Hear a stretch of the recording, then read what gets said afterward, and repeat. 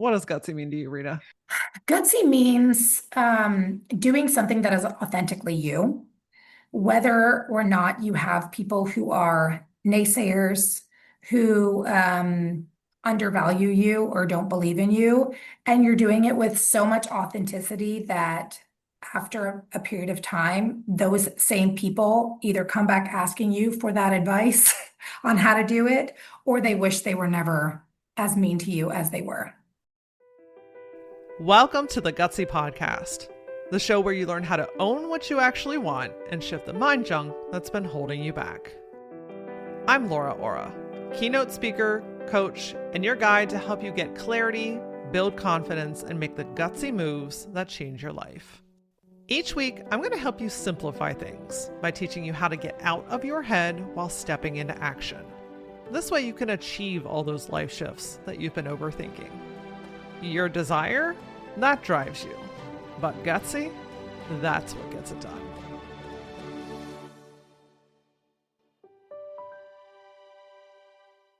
Have you ever left a doctor's office feeling completely unheard or dismissed? If so, my friend, unfortunately, you're not alone, and you most certainly are not overreacting.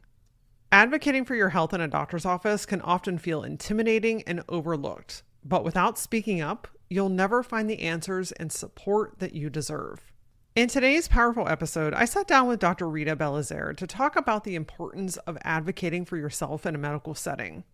From preparing for your appointment to asking the right questions to dealing with the gaslighting in the exam room, this conversation is a must listen if you've ever felt like something was off, but you're unsure how to speak up about it. Dr. Ritha is a dual board-certified general and colorectal surgeon and the founder of Houston Community Surgical. After years of burnout and feeling undervalued in academic healthcare, she made the bold leap to start her own solo practice on her terms. As a single mom by choice and passionate advocate for accessible care, Ritha empowers high-achieving women to reclaim their worth, shift damaging thought patterns, and design professional lives that align with their values. I think this might be one of the most important conversations that we've had here on the Gutsy Podcast because medical advocacy is everything, but it's so easy to feel lost in things, to feel dismissed, to feel rushed in that office, all to walk out feeling more frustrated and defeated than when you walked in. And one of the best things that I think she digs into is how to prepare before a doctor's appointment so that you feel clear and confident going into it. So let's just get straight into this episode because we all need it. Hello, Ritha. Welcome to the Gutsy Podcast. Hello, thank you for having me. I have been looking forward to this so ever since we scheduled it.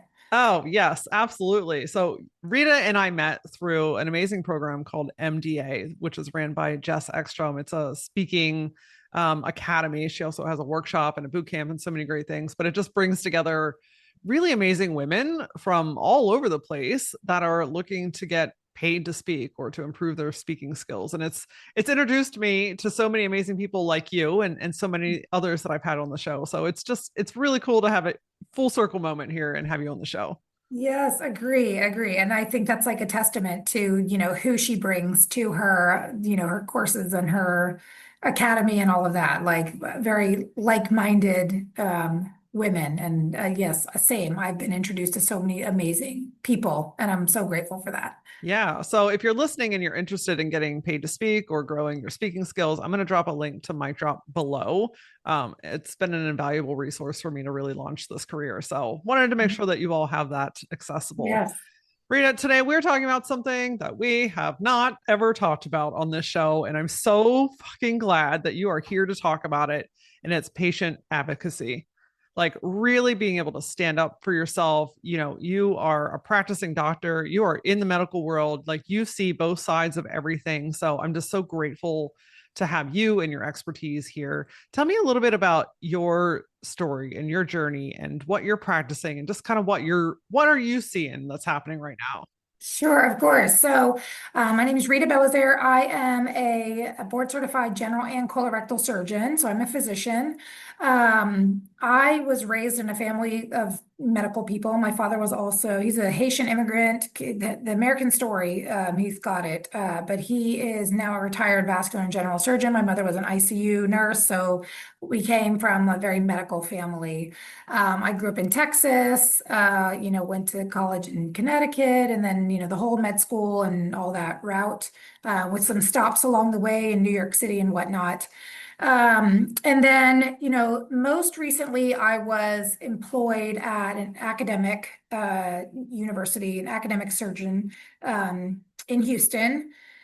And in 2023, probably, or actually it was 2022, probably we were having these same thoughts around the same time with what was going on in our lives. But in 2022, I realized at that point in time that I was just a cog in the wheel of like medicine in general, healthcare in general, academics very specifically. And I was like, oh, like they don't care if I'm like dead or alive. Like it's not about me, it's about like this warm body that's filling this position. And an incident happened that made me realize like no one's ever going to value me the way I value myself. And as somebody with like deeply rooted imposter syndrome and perfectionism, I'm like, that takes a lot for you to devalue me more than I devalue myself. So that was when I decided to like embark on like maybe I just need to open my own practice. And back in the day when my dad was practicing, that's what doctors did. Most practices were independently owned by physicians.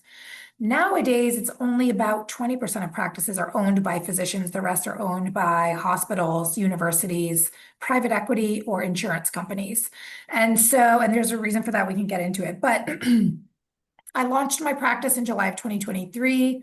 I opened in this awesome neighborhood in Houston called the Heights, and it's just me. And I'm the only, certainly only Black female colorectal surgeon who owns her own practice in all of Houston. But I'm pretty sure I'm the only female who owns her own colorectal surgery practice in all of Houston. There are a handful of us around the country. But yeah, and in leaving academics because I felt unvalued or devalued, I learned like how much I can actually do, even when given like a base of knowing nothing. Like I don't know how to open a business. I certainly don't know how to open a medical business, but we forget that we have like almost unlimited capacity to learn. And it was that trick that got me sort of to where I am. And so in having my own practice, I've been able to like take as much time as I want with patients and see the kind of patients that need to be seen by a female colorectal surgeon. And then I can do other things that complement both my practice and the experience that patients are having. And that's when I realized like patients are having these like pretty negative and traumatizing experiences with the current healthcare system. And so I decided that like maybe it's time for me to also work on how patients can advocate for themselves, especially in this world of like too much information hitting our eyeballs at every second. So that's kind of where I am right now. Okay, amazing. I love that you went out on your own. I mean, that's gutsy moves at its finest, and but I love that you said, we forget that we can learn. Like Yes. when you don't know what you're doing and you're like, I've never Yes. done that before. That's scary, that's big, it's uncertain, but I can learn. Yeah. Like We literally forget everything, that. everything that you are doing right now is a result of you learning something before. Right, right. And it literally just unlocked this entire world of like, oh, I can just learn how to do that.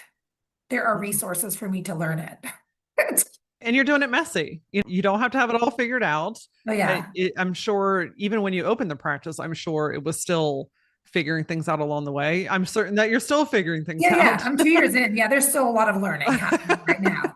But yeah, I mean, like the things that you really just kind of got to get down are like making sure you're doing things legally, to be honest, and like safely for patients. But other than that, you're never going to start something new and it be perfect because what are you going to like open something new and be like, well, all done here, no improvements needed. When you think it's like, so yeah, so it's pretty crazy when you like open up your mind to say like, well, I can just learn it or have somebody do this for me that I don't know how to do, hire somebody to do it. Mhm. Yeah, it unlocks pretty much unlimited potential. Yeah, this whole mentality of like I can figure it out. Like Yes. that just opens up so many Yes. opportunities and the knowledge or meeting the right person. And we love a good delegation, don't we? Yes. Yes, we do. Hire smart people that know what they're doing in something that we don't know anything about. That is a sweet Exactly. spot to be in. Yes, it is. Agree. So, you're seeing things from a different perspective than most of Mhm. us are, right? And, just I'm sure this has been going on for much longer than we know, but with the internet, it just seems like it's more now than ever. Is, Mhm. people go to the doctor with symptoms or experiences or concerns, Mhm. and they just leave completely devalued. They feel Oh, yeah. dismissed, they feel unheard, they feel rushed. And it's Yes. like you're going there because there's something not going well or something Right. seems off. Yes. And it's like immediately no, or just given a prescription, or just lose weight, or right. Like there seems to be Oh, these I kind hate of, that one. oh my God, I've heard that more times than I care to count. I hate that There one just so seems much. to be this like dismissal in and out kind of Yes. situation. How did we get here, first of all? Yeah, I mean, I know this is only like an hour long podcast, but like we need to grab some drinks and like a few years to talk about this. But um essentially there has been a shift in there's multiple components. I'll talk about this first one.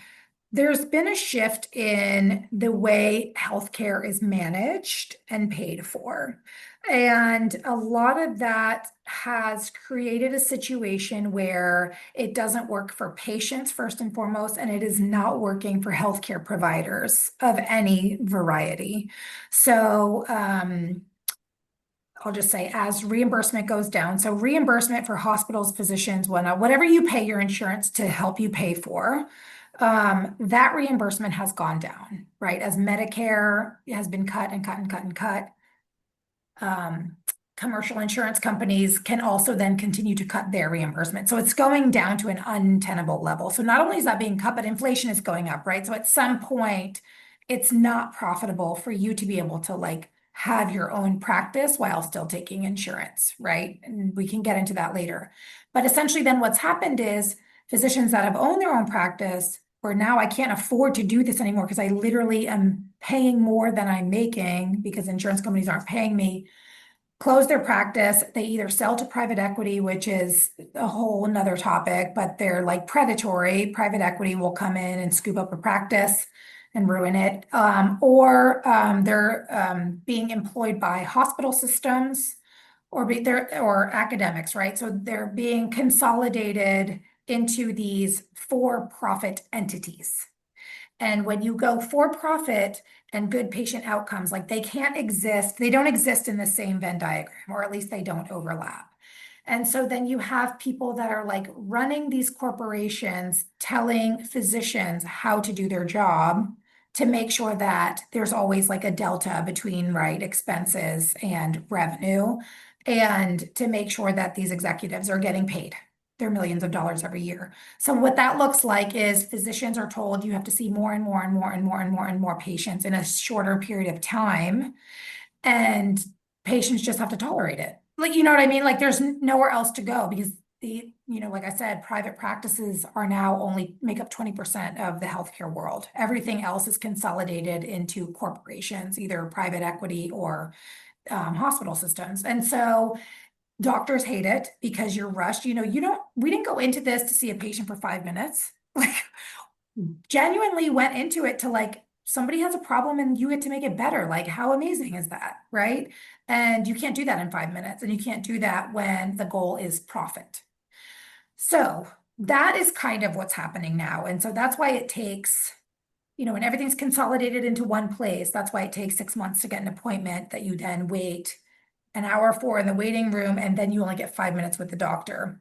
And nobody likes it. It's not working for anyone except for the people that are profiting from it. And so Mm. that's kind of how we got here. And then you get these very burned out doctors that like, I'm not getting, I'm not getting, either not getting paid enough or I don't have enough time to sit here and like listen to people's like they're burnt out and sick and depressed too, right? Physician suicide is like a huge thing. And so we've gotten into this mess because of the like corporatization and consolidation of medicine Oh my in gosh. some. Yeah. In some, yeah, that, I mean, it makes sense. And Yeah. I appreciate hearing the perspective that the doctors don't like it either, No, we because hate it. because I could see how we forget sometimes that you all are people too. We're human. Yeah. You We know, got I mean, kids. when you're sick and you're feeling bad and all this stuff, I think it's easy to think like, oh, they just don't care about me. When in Yeah. reality, like you guys are spent as well. Right. You're overworked. You're having to churn through things. Like it's so I Yeah. don't know. I just appreciate hearing that perspective, and I think maybe some other folks need to hear that too, because at the end of the day, we are all people. Yes. Yeah. And the hard part is, when you are so burned out that you've lost compassion for what, like, that's what we went into it for, is to be compassionate and help people heal and feel better. And so when you've gotten to the point where you've lost that compassion, that is also very depressing. You're like, I Yeah. don't know who I am right now.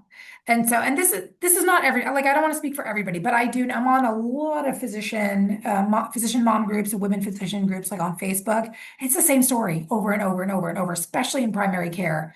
They're just like, what am I doing? Like, I don't know who I am anymore, Uh, and I don't care about operating and I don't mean this to scare people, but it's just, it does. It sucks for the patient and it sucks for the doctor. And that's why some of us are like, you know what? I don't care. I'm just going to try to make this work on my own because I feel like I can provide much better care and compassion to patients when I'm not as burned out by working for a corporation. sure. So as a private practice owner, you have Yes, more autonomy over what you're doing, how you're yes. talking with people, how much time you're spending Oh, with yeah. them, because you don't have all that, fire breathing dragon shit down your throat. Yes, yes, exactly. Yes. Okay. That's Okay. that's that's one part of it. That's one part of it. One of the many perks. This is what probably a way bigger question than either you or I have an answer to, but what is the solution to that? Like, where does that change? Burn it all down. Fair. No, I think at some point, like it's gonna like it's like the housing market, right? Like the bubble's gonna burst. Because at some point, these executives have to start, like the CEO of I won't say it because of recent events, but like the CEO of like these big health insurance companies, they go home with over $20 million per year. Okay. Unreal. If you have $20 million per year to pay one person, that means that nobody should have medical debt. Yeah. That's one person, right? So at some point, the reimbursement is going to be so low and their take home is going to be so high. Patients are not going to be able to afford insurance because as reimbursement gets lower, they make the premiums higher, right? So that delta is even more for them, right? So people are going to go without insurance. Physicians are either going to leave medicine altogether, or just stop taking insurance. But like something's going to happen where that is no longer sustainable. And like, not to sound like the end is coming, like the sky is falling, but like the system's going to collapse. Like, this is not a Yeah. sustainable trajectory whatsoever. Yeah. No, I think that we can all see that coming. Yeah. I mean, Yeah. And so I think, when I first opened my practice, I joined this freaking amazing physician group coaching program called the EntreMD Business School. And it's not a business school in the sense that like you're getting a degree, but like we're learning about how to be physicians in business, right? And that's a lot of people are doing coaching, a lot of people are doing, their private practice, and a lot of people are actually still employed, but they're learning how to build their brand, and things like that, right? So, like how to negotiate, ask for raises, tell them these are, how to have these conversations. These are the things I'm doing. This is the money I'm bringing in, and so I want to work a 4-day week instead, kind of thing. So, but it's excellent. I was in it for 2 years. And I think all of those private practice physicians, and like the ones that I work with here in Houston, that's going to be the only way to bring it back. Because at some point, like people are going to be waiting a year to like get like a hip fix. You know what I mean? Like it's not going to be sustainable. And so the way to fight back is to just, as a collective, try to like individually like bring, I don't know, better healthcare to people using your private practice. yeah. And there are lots of struggles when it comes to that, but I do know that like when I have a patient that I need to see whatever specialist or even primary care, like I never send them to like a big institution. I text my group of Houston women physician independent practice owners. Wow. And I say, hey, is there a neurologist that can see my patient tomorrow? And because they own their practices, they're like, yeah, send me the information. I'll get them in. Ugh, And it's only because of that web of like, and I love it. It's a group that I accidentally created, like it organically kind of created itself. But I'm like, we don't have the time to like make this a movement. But it would be amazing if every city had this group of like independent, women-owned independent practices. Like that could be like a major movement, and I would love to that have that. would, that's got some sticking power. Yes, yes. Because we also have nothing to lose. We're our own boss. We're not going to lose our job. I mean, yeah, sure, we could harm our brand, but when you're sticking up, when what you're doing is sticking up for patients and healthcare, like you're probably going to be okay. Yeah. I think you're going to come out on top for Yeah. sure. Yeah. And well, people are just so fed up that it, even if patients knew that this existed and like, Yeah. hey, I go to this one doctor and she's got a network of other doctors Yes. that like can see me and hear me and validate me, Yeah. Yeah. sign me up. Yeah. Right. That, I mean, that's a no fucking brainer. Yeah. Oh yeah. And yeah, and we just like send to each other essentially. Like it's been great for our own businesses to send amongst one another. And then if you have a question about like, hey, what was it about this patient? Like we just get on the phone and call each other. Like trying to get a doctor from one system, healthcare system to like get the records from another. It's Oh like, my gosh. yeah, I I know. I'm like I giving you a heart attack right now. Like, and like you have chest pain. I have often said, like, if all of my doctors could just get on a fucking conference call, if we could just have a 30-minute conversation, we could solve a lot of problems very Yeah. quickly Yeah. and save everybody so much time. Yeah. And that's what I used to see when my dad practiced. He would just call somebody and be like, oh, okay. And then call the patient back and be like, I talked to, it was that simple. But I can see how, though, because the system has shifted, there's no time to sit and have a call. Yeah. There's no energy left to like, Yeah. you Well, know, that part's not hard because it actually doesn't take a long phone call. Like if we both know you and what's going on, it takes like sometimes it's just a text like, hey, what did you want to do about this CAT scan? Or the patient's under the impression that they're going to get this. Is this, let me know what's going on. It's that part doesn't take that long. And we enjoy that because that's our community, right? That's like, it's the fighting. I mean, I'm going to get into my next, as if like hating on like corporate medicine wasn't enough. Like the insurance part is it's killing the private practice doctor as well. And so it's fighting insurance companies. It's like writing all the paperwork for a prior authorization. It's like making sure that patients are in network and the insurance company's going to pay for it. So you're not billing a patient 9 months later when they deny their claim. Like that's the stuff we do not have time for. yeah, And that doesn't help patient care. no. Yeah. I can only imagine how difficult they make it for you to even Yeah. operate with and use the products that Well, they now have. they use, AI is wonderful and also not wonderful. Now the insurance companies, they used to pay a human being to look at a claim that a physician submitted for payment that the patient was paying for, right? The patient was paying for coverage, and they used to have a person look at it and then send a denial, right? Now they have AI that just like Oh, reads through these wow. claims. They deny them within less than a second, right? It's milliseconds. So a claim comes through, automatic denial. Oh my gosh. And then if you go to like appeal the denial and all of this is done, like the patients usually don't know. Like this is all done in a back office somewhere where if I'm paying somebody to just run through these denials and do these appeals. And once it's been denied, they can take a year, 2 years to pay you. They don't have a deadline to pay you. And so that's why sometimes patients are like, I had this surgery a year ago. Why am I just now getting a bill? It's because it's been denied 12 times. We've been working on this for a year, trying to get them to pay for what you paid your premium for them to pay for you. And now it's been denied so many times that they won't even look at another appeal. And so the bill has to go somewhere. And most of the time, what happens is either you discount it or you just eat the cost. So you've just worked for free. Unbelievable. Ugh. But yeah, Frustrating on all counts. right. It's not great. And again, like I could go on and I know we want to talk about patient advocacy, but some of what I talk to patients about in terms of advocacy is actually knowing this. There is something called health insurance literacy, and it actually correlates with better outcomes when patients know that insurance part of it. Ready to strengthen your voice and trust that inner knowing of yours? You know when something is not right. You know when there's something deeper or more profound, or there's another answer, or there's an alternative available. But it's when you lock up, you shut down, and you stay quiet that you don't get the answers that you deserve. Inside the Gutsy Collective, we are done second guessing ourselves, okay? This is a space where women come to reconnect with themselves, learn how to speak up with clarity, to really own who they are and what they want. And yes, advocate.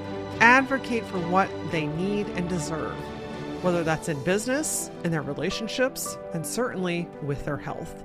If you are craving more confidence, support from like-minded women, and real, actual tools to back your bold voice, then come join us inside the Gutsy Collective. This is the space where women put themselves first and go after the stuff they know they were meant for. You can join today by going to lauraora.com and clicking on the Gutsy Collective, or scroll down in the show notes. I put a handy-dandy link for you.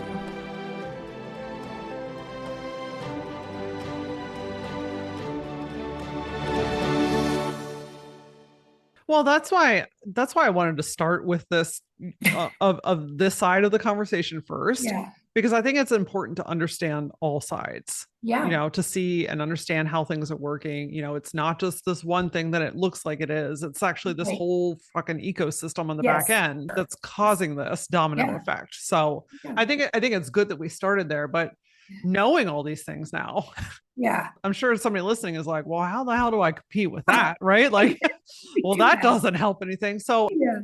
how do you recommend, let's kind of start with some basics. How do you recommend people prepare for Yeah. coming into an appointment? What can they do to like set themselves up for success, knowing that this system is in existence? Right. Yes. So the system is in existence. We're trying to dismantle it. We can't do it right this second. So things you can do to prepare yourself. I think the first thing is to have a a timeline that you know of, and writing it down helps a lot because once you walk in that doctor's office, your brain just goes blank. It happens to all of us. But having that timeline down, when my symptoms started, how severe it was, maybe what caused it, what seems like it caused what was going on at the time, what things have made it better, what things have made it worse, what I've tried for it before, or what studies I've had done, just kind of like a timeline of these symptoms. And sometimes they have had nothing done with it, but just even saying, I have this type of sharp pain and this part of my abdomen that started on this date and it's intermittent and Tylenol makes it feel better or whatever. Like those sorts of things, that alone, like you've, instead of like going back and forth with the question answer, like you've already answered 10 questions in just that one sentence. So just having the timeline of the reason you're there, number one, is one of the best ways to make the most out of those few minutes that you get in the doctor's office. Amazing. And simple to do, right? You sit down, you just jot it down, take some time. You actually have your calendar in front of you. Yes. And I, guys, listen back to this, go back and rewind and listen to that and write that down. If you're, getting ready to go to the doctor or just to have yourself prepared, write that list down and go in with that, take what are they called? Index cards. Yeah. My doctor preparation form. Right. Yes, exactly. And I don't begrudge people for this because you think you go in, you're like, what's my body is happening to me? Of course I remember these answers. And then as soon as somebody asks you, Oh, you just go blank. yeah. And then um, another thing that patients do often, and again, I don't begrudge people for this, but like having a specific timeline, because what sounds like a long time to you and may very well feel like a long time because you're the one experiencing the symptoms, like may not in like the medical timeline be quote a long time. So someone's like, oh, this has been going on, like I get this a lot. This has been going on a while. Okay, like I need a number and I need a unit. So like this has been going on for 3 weeks or roughly a year, like just so I know sort of the chronicity or the acuity of the problem that's happening. So like as specific as you can get in terms of timeline is also very helpful when you're talking Perfect. about something. Yeah. Good to know. Good to know. How do you recommend balancing, we as patients, as people, have Mhm. a lot of access to stuff. Yeah. And now we've got ChatGPT, Yeah.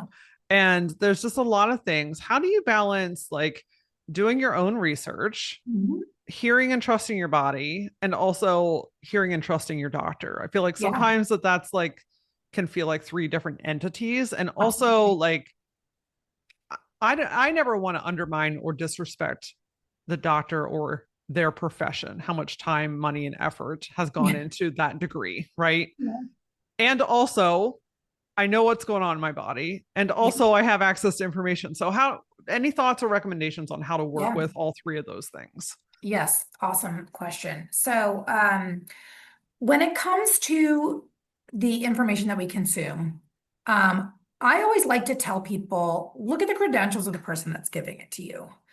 And that's not to say that anybody that has like a medical degree is like, because there's some like wacky stuff being said by people with MDs out there as well. But I would look at the credential and like look at what they're saying. Like if it sounds totally wacky and it's like not coming from anywhere else, it's probably not based on truth or science, number one.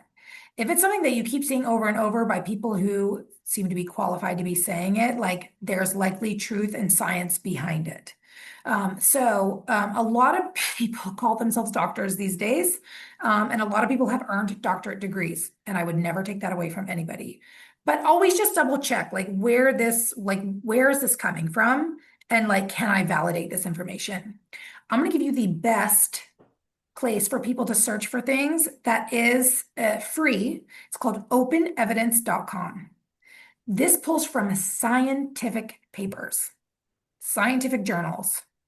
And you look at openevidence.com. This is not obviously like a promotional thing. I use this too because it will give me the resources. So if I have a medical question about something that maybe I'm not an expert in, I'll ask Open Evidence. In fact, today, I had to prescribe an antibiotic that's like, there was some allergies. And so like it was an antibiotic that I'm not really used to prescribing. So I went to Open Evidence. How long and what's the dose for this? And I looked at the papers, the scientific papers, and like the recommendation. And like I trust that because they go through like PubMed, peer-reviewed scientific journals, and then they cite those sources there. So if somebody has a question and they want to use something like Google or ChatGPT, I would actually, when it comes to like medical things, use openevidence.com. That's going to give you scientific basis. And so if you're seeing something that you're like, I don't know, this sounds like it could be true, I would use Open Evidence. I think that's an awesome resource. That's number one. Number two, even if you're like, this person may not have the credentials, but like this sounds like it makes sense. I personally don't get offended if somebody asks me about something that they have seen, even if and so what I will say is, I don't know the evidence behind that. I'm happy to look it up. I don't see the evidence behind that. And if it looks like it's something that's not going to hurt them, I'm like, you can go ahead and try it. And if your symptoms get better, like, who am I to tell you your symptoms aren't getting better? If it looks like it's something that's going to be harmful, I would say I would really use this with caution or like really look into this before. And I'm happy to look it up too. But I don't ever demean somebody for just wanting to feel better, period.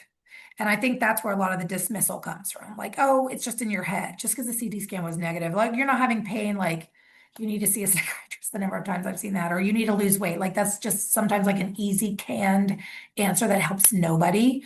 Um, so that was a long answer to what information to trust. Look at the credentials, look if it's being said by multiple people with, you know, credentials that make sense, and then use open evidence if.com if you're gonna look up medical stuff. When you are feeling dismissed or unheard, one thing you can say is, I don't understand the plan that you have outlined. Can you say it in any other way? Can you say it in any other word? Or I don't feel like you're understanding the symptoms that I'm telling you, or I don't feel like I'm saying this in a way that you're understanding how I feel. And then if it gets to the point where it's like, oh, like this is not a reparable situation, like you're not my doctor and I can't be your patient, you just say, hey, like I don't feel like I've gotten the answers that I want. Are there any other doctors that you could recommend that treat something like what you're hearing from me today? Can you give me some recommendations? And, some people might get offended by it, boy, bye. But you may get a recommendation for somebody else that you can then establish that a good patient-doctor relationship with. Not all relationships are going to end in a therapeutic moment. And that's okay, but we have to know how to escape those. And you can just say, and if that doctor doesn't want to tell you that, you can always ask the front desk, like, hey, do you know of anybody else that, you could recommend? And then that's one way to sort of end that therapeutic relationship if you need to. I don't, I think sometimes people are just even afraid to say that, Yeah, but because I think that like sometimes we view like seeing our doctor as like an authority, yeah, or somebody that's above or ahead of us, or yeah, just in charge of the situation. This might be my own perspective, so yeah, I can imagine that other people might feel the same way. So it's like, how do I confidently say that without pissing somebody off, right? And then we yeah, don't want to hurt somebody's feelings, and yeah. I don't want them to be mad at me, or Yeah. but then you're sitting in your car crying for 20 minutes because you didn't get any fucking answers. Well, I'll say something that you and I probably have heard many times before. In any situation where like somebody's not getting what they want, somebody's going to be disappointed, and it doesn't have to be you. Period. Mm, It doesn't have to be you. And we don't have to be mean about it. We can just say like, I feel like I still need more answers. Is there somebody else you might be able to refer me to that I can talk to about this issue? yeah. Yeah.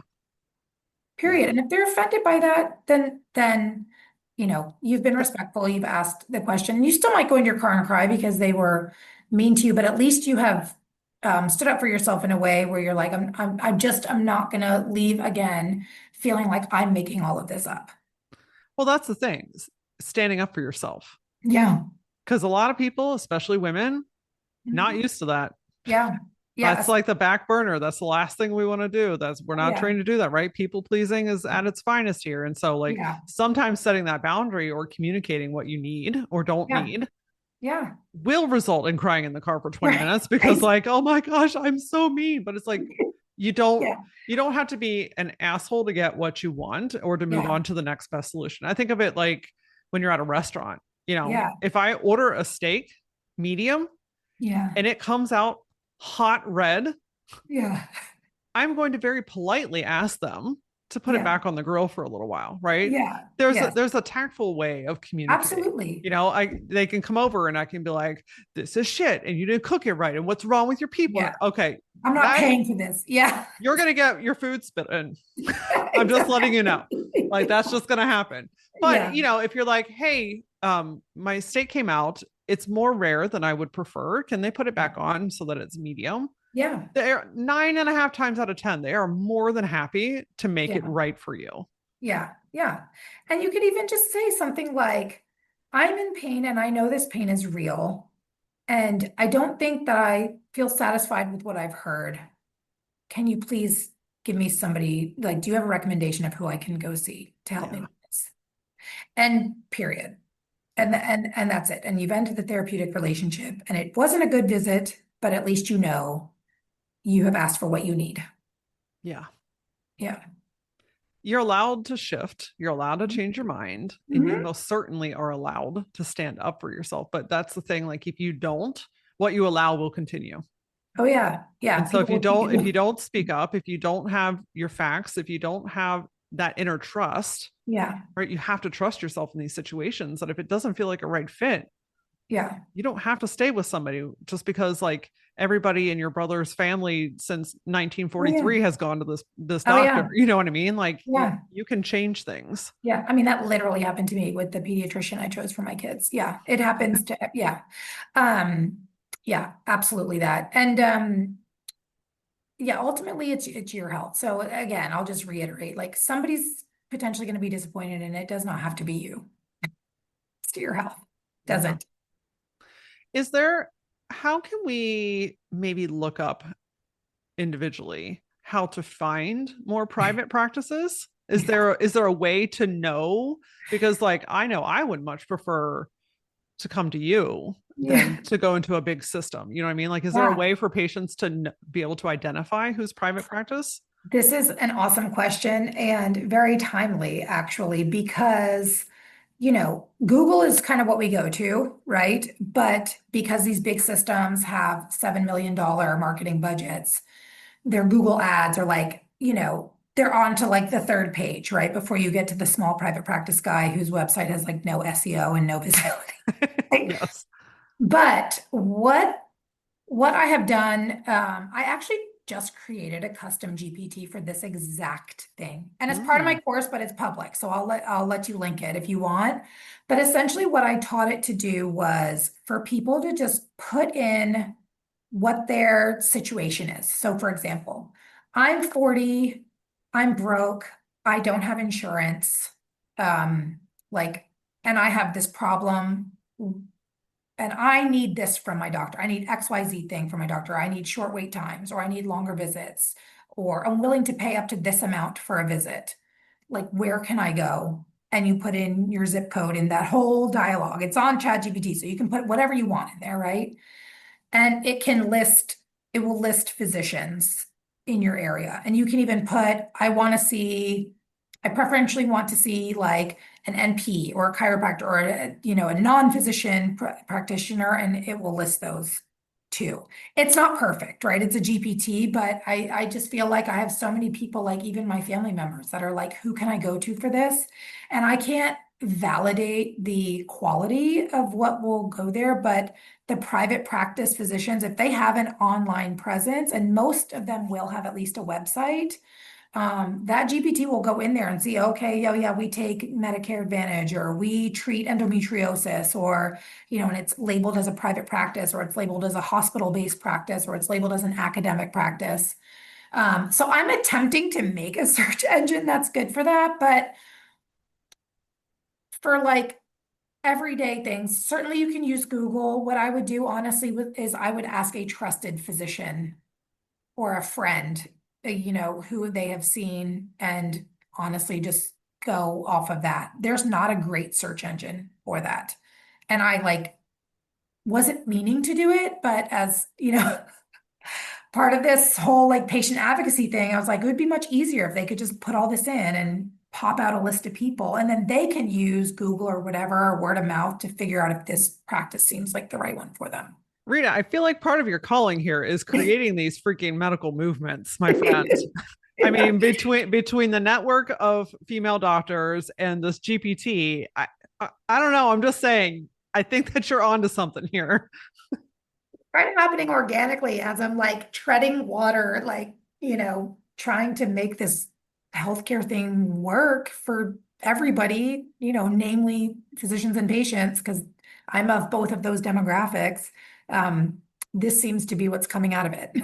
Well, your calling always finds you. Yeah, So that's true. I'm just saying, keep doing what you're doing, because we need more information with like that. We need more validation. Yeah. I think at the end of the day, people just want to be heard and validated. Yes, absolutely. That's it. Like it, I've left the gynecologist absolutely distraught and crying before I could even get out the door. And Yeah. I've left the same office with a different doctor, like crying for a whole different reason, Right. because I'm like, oh Right. my God, she actually sat with me. Oh my Yes. gosh, she heard me. She understood what I said, right? Like same practice, two totally different doctors. Yeah. And I'm just Yeah. like, when people are just heard, Yeah. you genuinely listen to me, Yeah. and you're validating what I'm feeling. Yeah. Whether my information is right or wrong is like neither here nor there, right? But Yeah. like, yes, I hear you. Yes, I understand. Oh, that must Yes. be upsetting. Oh, well, I can't believe you've been living Yeah. with that for I that believe long. you. I Yeah. believe you. Yes, like that Yes. is like that's half the battle. I Honestly, everything's I know. everything's up from there. Yeah. And a lot of times patients understand, like, if I don't know, so I also don't have the kind of ego where, like, if I don't know something, that I make something up or then turn around and blame the patient. I've seen that a lot. Um, but yeah, I think if you just tell them, I believe all of these things you're telling me, and like based on the data that I have gathered and the expertise that I know, like I have actually no idea what's going on with you, but we can try this, or I can send you here, we can try this imaging. Like, I think patients are actually not expecting you to be perfect, but if you like validate symptoms, You tell them that you don't know, but based on what you do know, this is the best first step or next step, or let's try this, or actually, I'm going to send you to somebody who knows how to do this better.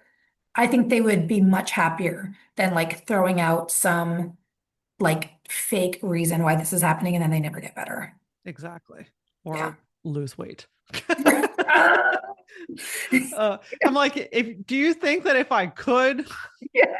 Right. I wouldn't have Okay, by this now? whole Like, time, I just wanted to, yeah. oh Keep my this way. gosh. Yeah, I know it's so stupid. Rita, this has been really educational, truly, and kind of a breath of fresh air. Oh, I've been on the patient side for many years. I've been dismissed more times than I care to count. I've cried in my car more times than I ever should have. oh, that's awful. So just hearing your perspective, hearing and understanding the back end of things, and then even Yeah, just having those tools to know how to like better equip yourself has just been really empowering. So I yeah, just want to thank you for that. yeah. Thank Um, you. yeah, of course. You've got a course for this too. So I want to make Yes. sure, where can everyone connect with you and tell us a little bit more about this advocacy course? Because I think that this is really important.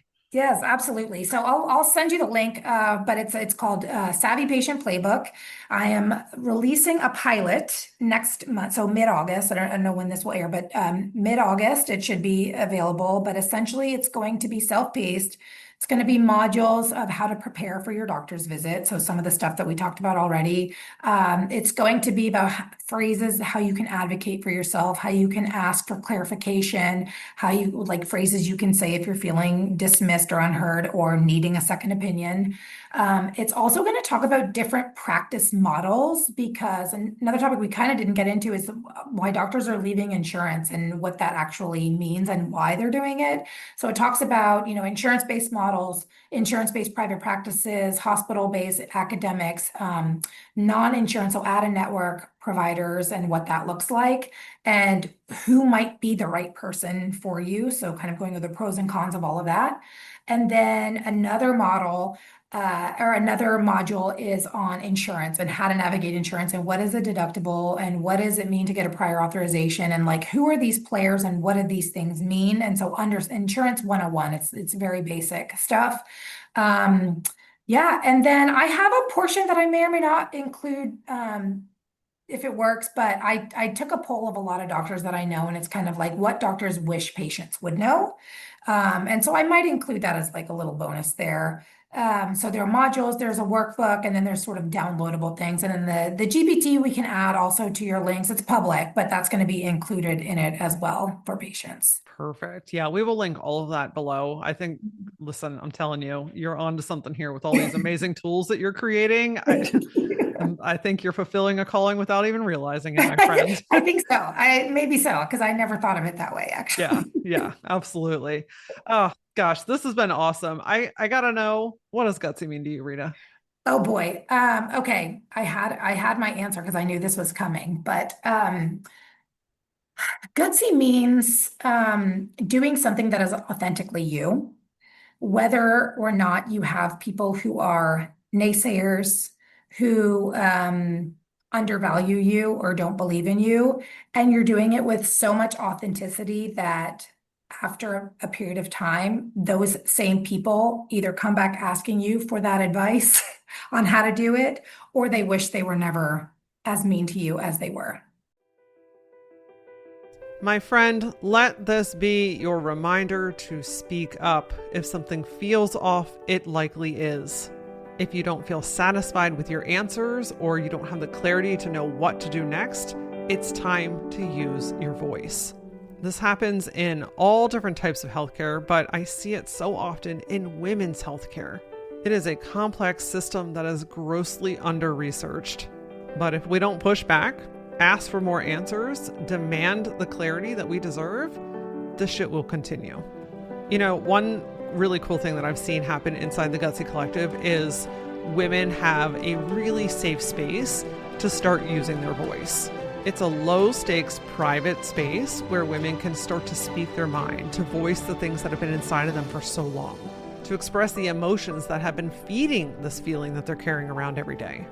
And one of my favorite parts is watching the non-negotiable form. Like once these women start to use their voice, they don't back down. So again, that link to join the Gutsy Collective is in the show notes. And if you have questions or you just want to pick my brain a little bit about it, come find me on social. You can DM me on all the platforms. I am at that Laura Ora. And as always, until I see you next time, stay gutsy.